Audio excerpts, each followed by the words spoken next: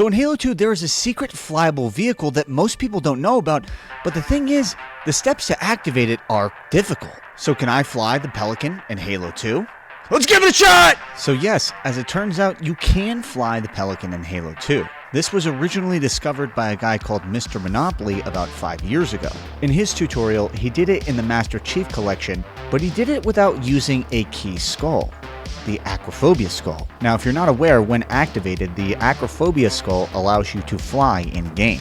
This makes glitches and tricks in Halo 2 much easier than they used to be because you can get to specific load zones and load spots without activating a lot of the triggers that you would normally activate by playing through the missions. This skull led to an easier method that was then discovered by a YouTuber named Poorlay117. Now, I've linked these two channels below, but there is one little issue with Poorlay's tutorial. It's in Spanish. And to my knowledge, there's never been a tutorial that 1 has run you through step by step, and 2 explained exactly why you're doing the steps that you're doing. So let's get into this. In Halo 2, Master Chief is not able to pilot the Pelican. It doesn't matter what you do, if your character model is the Master Chief, you will not be able to fly this no matter how hard you try. But there is an NPC in Halo 2 that can fly Pelicans. Marines. So realistically, the concept is simple. If we can find a way to spawn as a Marine, we can find a way to fly the Pelican. My first step in this is a step that doesn't actually involve playing Halo. Doing this glitch is much easier to set up when you have a split screen configuration for your game. But as many of you are well aware, Halo the Master Chief Collection on PC doesn't have a native split screen option. But luckily there is a program called Alpha Ring that allows you to play split screen on Halo MCC PC. Now, installing Alpha Ring is actually a pretty simple process. I've attached a GitHub link in the description, but once you make it to this page, all you need to do is go under the releases section. After you do this, all you have to do is click the alpharing.zip file. Once you open this up, you're going to see two different files here. All you have to do is copy and paste this DLL file right here. You can just paste this to your desktop in case you want to use this in the future. You can see it right here. Now, after you have that file, all you have to do is go to your games library. Under Halo the Master Chief Collection, you're going to right click and you're going to go to Properties. Then you are going to go to Installed Files, Browse. Then you're going to go to the MCC folder at the bottom. Then click Binaries. Then click Win64, and then you can paste this file in right here. Now, after you do this, you need to right click the Master Chief Collection and click play on Steam. If you have a desktop shortcut, you cannot do this. So once you hit the play option under Halo the Master Chief Collection, you're going to see two options and you're going to click anti-cheat disabled. Then you're going to click play. Then you will see a menu pop up for Alpha Ring. Once you do this, you can click the split screen tutorial and add the number of players that you want. Additionally, you can change their input here. You can see I'm using controller 1, so I'm actually controlling both of these from the same computer. If I boot this up with the split screen option enabled, I will have a second player in the game. Now, you're not going to see this player populate before you actually load up the game, so don't worry if you don't see a second player prompt in the lobby. When this loads in, the second player is going to show us blank, but you will be able to play full native split screen. And now we're ready to do this glitch. Actually, I forgot to mention, once you're done using Alpha Ring, make sure you take that DLL file out of that folder, or else you won't be able to boot up the normal version of the game. Before we boot up the mission Metropolis, there are 5 skulls that we need to have activated in order to successfully do this glitch. You're going to need a couple of skulls here, so you're going to need 1, the Bandanna skull, 2, the Envy skull, 3, the Pinata, 4, Sputnik, and 5, Acrophobia. If you do not have all 5 of these skulls, you will not be able to do this. Okay, so to start, you need to get in this warthog right here. Actually, wait. Oh, let me reset this. Okay, so to start, you need to get the rockets off of a Marine here and then get in this warthog. The reason is we don't want these Marines pressing forward through the mission because as things spawn in, they spawn in a specific sequence. So there's an item count. So say like a ghost spawning in with an elite would be item count 32 and 33. We need to match the exact items needed in order to get to this. So in order to spawn as this Marine, we need to be the exact count that the Marine spawns at. And I may be wrong about this, but the item count on the map has to be 25. If you have 25 objects and things on the ground, they all count as an item. So an SMG counts as an item, a plasma grenade would count as an item, a dead body would count as an item, and even weird things like wraiths shooting or ghosts shooting counts as different items. But our goal, and we'll get to this a little bit later, is to perform a pinch, where a second player completely deloads from the map. You need them to deload in order to load as the next item. And in this case, we're trying to spawn as the Rocket Marine halfway across the bridge at the beginning of Metropolis. You need to make sure the Marines aren't activating anything. After you do this and you get them in this Warthog, you need to go up and make sure that the Pelican that flies in actually disappears from the map altogether. So it's essential that the Pelican disappears before you start your item count, because the Pelican counts as an item. We need to get a specific item count here, right?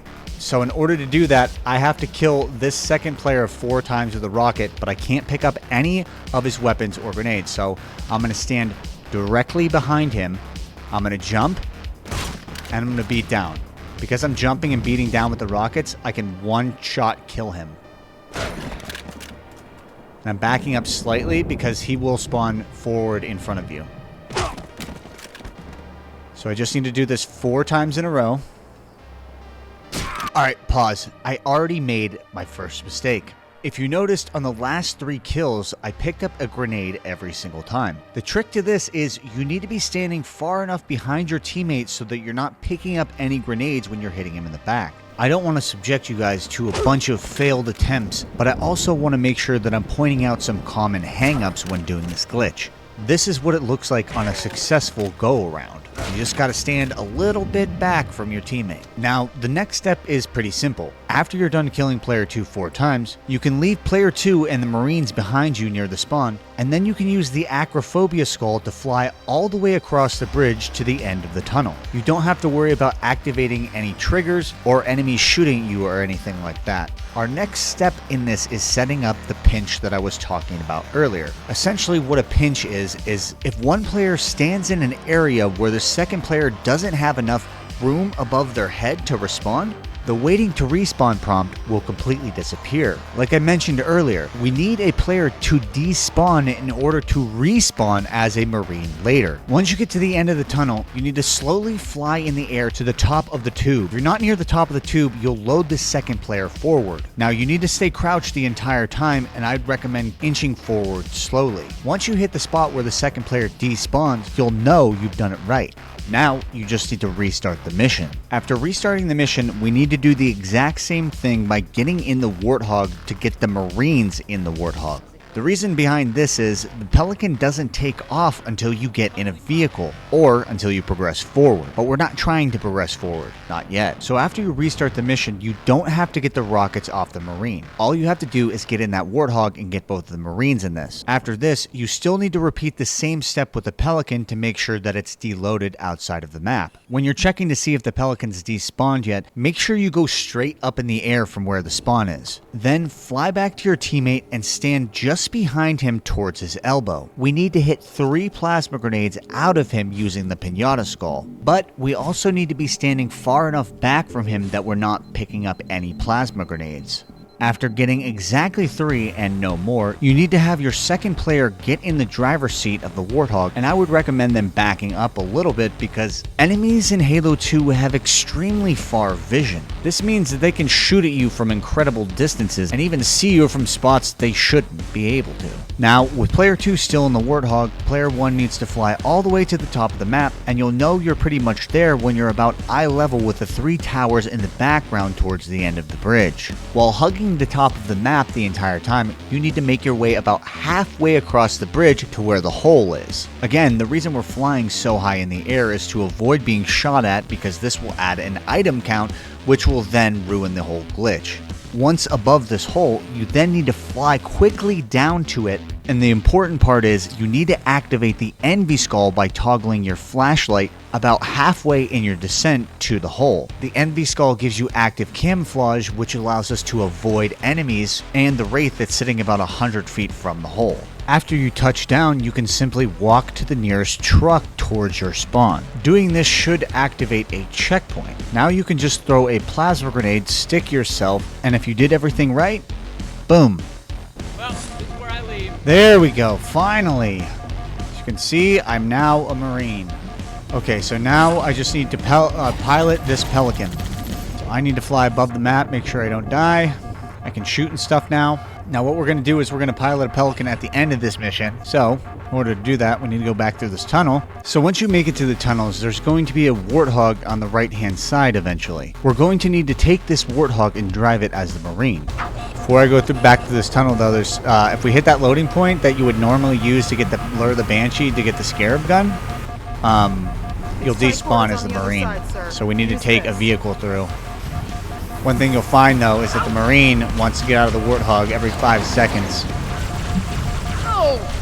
So your Marine is going to constantly try to get out of the driver's seat of the Warthog, and there are quite a few enemies right before you enter the tunnel. So I'd recommend just getting out and shooting them all with a rocket. Once you get in the Warthog, all you have to do is ramp up this side median and then make your way into the tunnel. So just to be safe, what I would do is right before this hole, is I would get out and then get back in to make sure they doesn't get out right before that.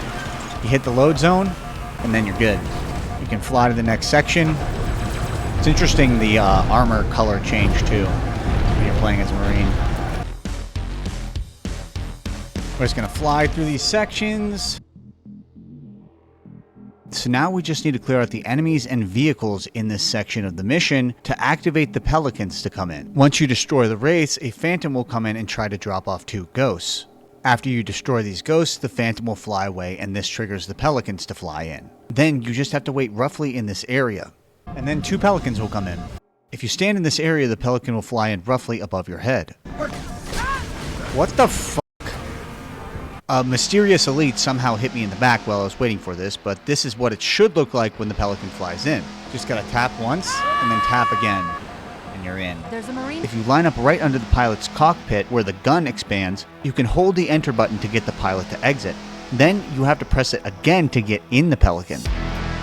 Isn't that sick? You can go pretty fast too. The controls are a little weird, but... We need to link up with those Marines, Chief. Head for their command post. Uh-oh. Try not to hit the water. In order to go up, you actually have to, like, I have to move my mouse upwards. If you hit the crouch button, I guess it doesn't really do anything. Yeah, it does. Crouch button lowers the Pelican. Oops. You can get back in if you get out, by the way. Preparing for landing.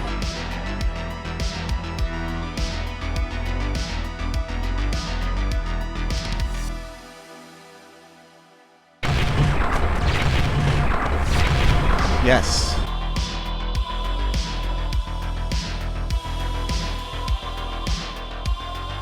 Now, the ultimate test. I want to see if I can get in this Pelican too.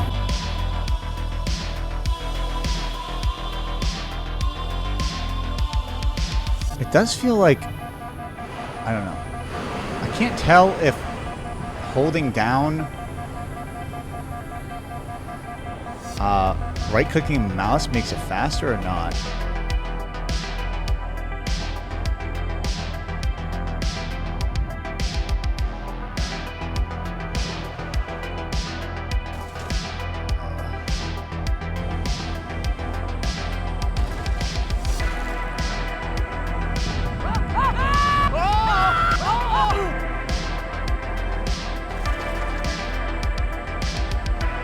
It registers as a Banshee, by the way. Okay, for real now, panic!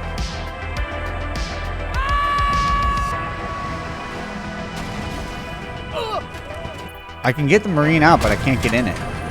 So it's only this Pelican that works. You can go backwards, too. Flies pretty nice, though, honestly.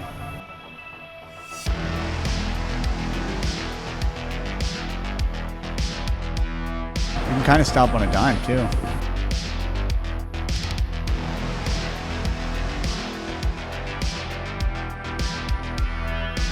Alright, I'm gonna do it.